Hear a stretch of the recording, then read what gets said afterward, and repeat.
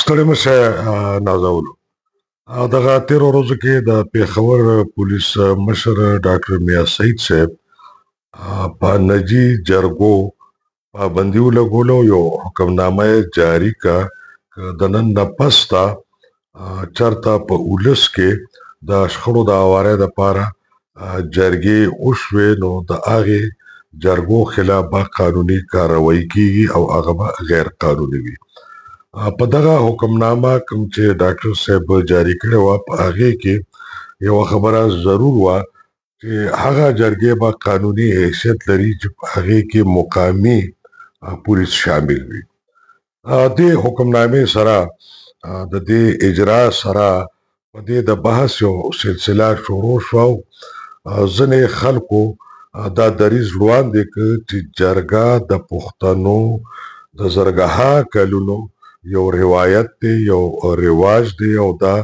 شخړو د حل کولو یوه کورنۍ لاره ده او په دې پابندي چې دا نو نه صرف غیر مناسب غیر آئیني قانوني ده بلکې دا د پښتنو د یو کلتوري ادارې د یو سماجي ادارې چې دی نو د هغې مخنیوی دی. بل اړخ ته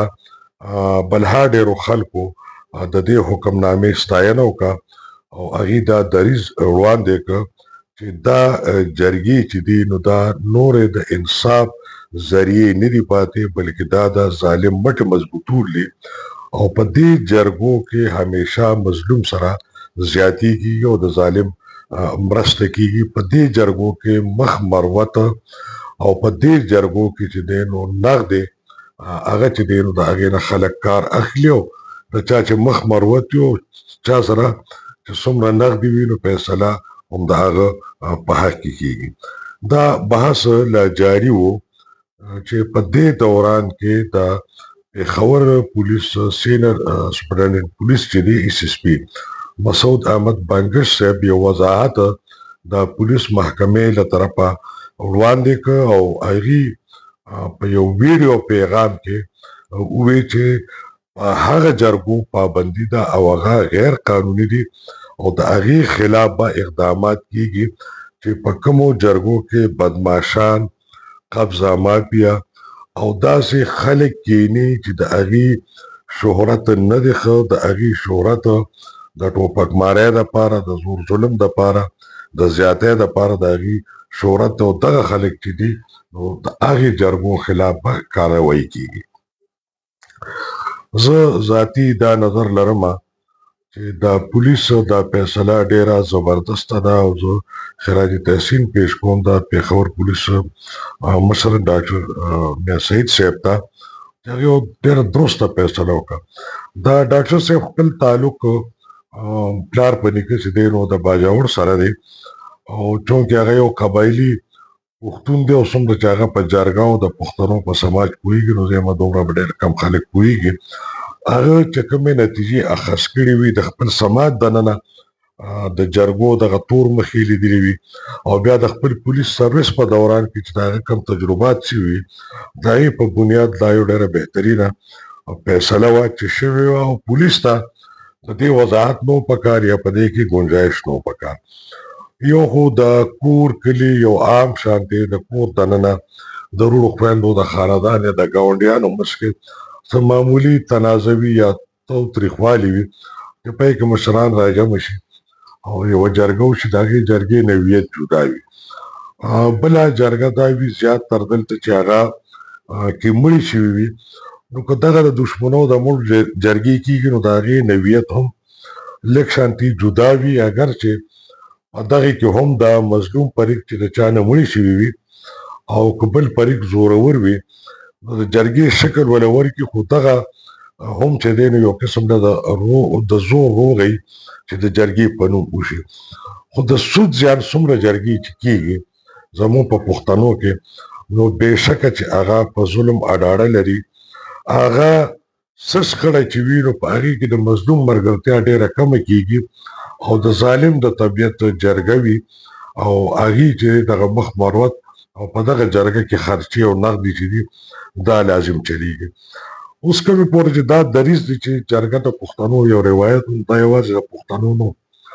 دنیا چې کله سیولایزیشن ته نه ولاړه او مهذبه نه وه او هغه ابتدایي ژوند ارتقا نه نو تیر، نو یوازې د پښتنو نه بلکې د ټول قومونه شو، قبایلو د قبایلو دغه شان چې په مزه د تهذیب او د قانون طرف ته تلل، نو د هغې یو خپل رواج او د شخړو د حل کولو لپاره همدغه شانتې جرګه وه، خو د هغې نوم، نوعیت او طریقه کار وبدل. کله چې نظام جوړ شو، دنیا مهذبه شوه، نو هغې کې یو عدالتي او قانوني یو آئیني نظام راغی. اوس د عدالتونو په موجودګۍ کې د جرګې تصور هم بیکاره دی. خو سوال دا پیدا کیږي چې آیا زموږ عدالتونه انصاف ورکوي، زرې ورکوي، ارزانې ورکوي؟ دا دواړه داسې سوالونه دي چې زیاتره موږ دا ګورو چې په انصاف کې ډېر لوی تاخیر کیږي، د انصاف ډېر لوی قیمت وي، او موږ دا کتلي دي چې انصاف د قانوني سقم د وجې نه، قانوني شهادت د وجې نه، پولیس د تفتیش د وجې نه، یا دا نور عوامل د وجو نه انصاف هم نه کیږي. اوس پورې موږ دا ګورو چې 100 مقدمات عدالتونو ته لاړ شي، نو 2 کم 100 کې انصاف بالکل نه کیږي، او یو 2 داسې چې په هغې کې انصاف وشي، هغه ډېر خوش قسمته وي، یا هغه دومره ښکاره د هغې په حق کې ثبوتونه او دلایل وي. خو بهرحال د انصاف نظام زموږ د ټولو نه مشکوک، ګران، وخت لګېدونکي او ظالمانه دی. بلکې عدالت چې د انصاف ځای و، او چې مظلوم به ورته ته، هغې نه اوس دمکي جوړه ده. څوک چې په چا خپې دربوي، سترګې روباسي، نو وایي عدالت ته به دې راکاږم. اوس دا سوچ چې دی نو عدلیې ته پکار دی، دا سوچ مقننې ته پکار دی چې هغې عدالتي نظام په انساني معاشرو مطابق جوړ کړي، څنګه چې په مهذبه دنیا کې دی انصاف چې دی نو هغه دستي شي، زر شي، ارزان شي. انصاف بې مخه چې اوس ته چې انصاف وي، نو هغه انصاف وشي. نو چونکې دغه ادارې زموږ ناکامه شوې، د هغې د وجې نه پښتانه د جرګې طرف ته ځي. خو جرګه چې ده نو هغه هم چې دی نو د عدالتي نظام نه نور هم زیاته په بې انصافۍ باندې مشتمل ده. په عدالتي نظام کې خو که د مجسټریټ نه شروع کړي، د سیول جج نه شروع کړي، نو تر د سپریم کورټ پورې به لاړ شي. د پښتنو په جرګو کې د جرګې د پاسه جرګه نه کیږي، او بیا په جرګه کې چې کم خلک یو کم فیصله وشو، نو هغه په زور مني. اوس کومه پورې چې د میا سعید صاحب د پولیس د شمولیت خبره ده، نو زه واضح کوم چې ډاکټر صاحب د دې ضرورت خو نو مخکې دلته یو قانوني شکل کې DRC موجود ده، ډسپیوټ ریزولوشن کونسل، د شخړو د هواري یوه جرګه چې ده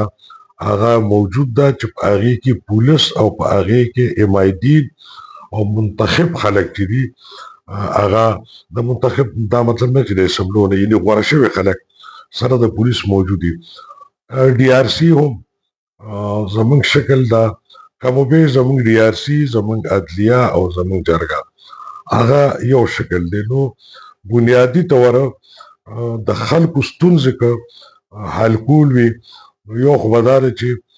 پارلیمان ته به، مقننې ته به د عدلیه په حواله باندې قانون سازي کولی، او حکومت به پیسې مختص کوي چې په عدلیه کې کوم ریفارمز دي یا کمې بیشې دي هغه پوره شي. او دا وکلا برادرۍ دپاره به یو کوډ اف کنډکټ چې دی مقرر کیږي، د پیسونو یو سټرکچر، که هغه د عدالتونو په ذریعې، که هغه د بار کونسلز په ذریعې، ځکه چې د مولو ټیپرو د سبزیم یو نرخ مقرر دی. دغه شانتې ډېر څیزونه دي چې هغه ریګولرایز دي، خو د وکیل عمر، تجربه، معیار او د هغه مطابق د هغه فی سټرکچر چې دی هغه فیصله شوی نه دی. نو دې دپاره به یو نوی سوچ، یو نوی قانون سازي وي. بهرحال په کومو جرګو چې موجوده پابندي ولګوله، نو دا د ستاینې وړ وي. اجازه غواړم. الله پامان.